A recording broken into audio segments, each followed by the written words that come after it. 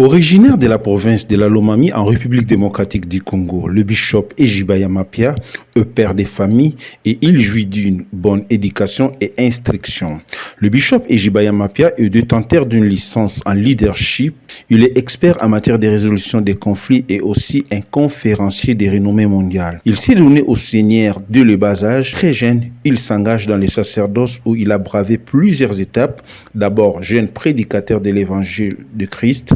Il s'illustre à travers des croisades d'évangélisation, séminaires et autres assises évangéliques sur le plan national et international. C'est ce qui affirme son leadership en termes d'évangélisation au point qu'il s'est imposé parmi les colonnes de l'Église des Réveils en République démocratique du Congo. Sous l'impulsion du Saint-Esprit, il va fonder vers les années 80 la communauté de l'Église pentecôtiste des secouristes, œuvre qu'il va conduire avec beaucoup de responsabilités jusqu'à ce jour où cette communauté est représentée partout au monde. Ayant un leadership charismatique, l'homme de Dieu va se faire davantage remarquer à la tête d'AFMIN, une structure internationale qui s'engage à l'encadrement des serviteurs de Dieu. Se caractérisant par un leadership multidimensionnel, le bishop Ejiba est parmi ceux-là qui avaient balisé la voie de la politique pour les serviteurs de Dieu. L'on se rappellera alors qu'en 2006, il était parmi les élus nationaux qui avaient constitué l'Assemblée nationale. Lui était député national élu dans la circonscription de Moamba. Il a dans son actif plusieurs ouvrages, notamment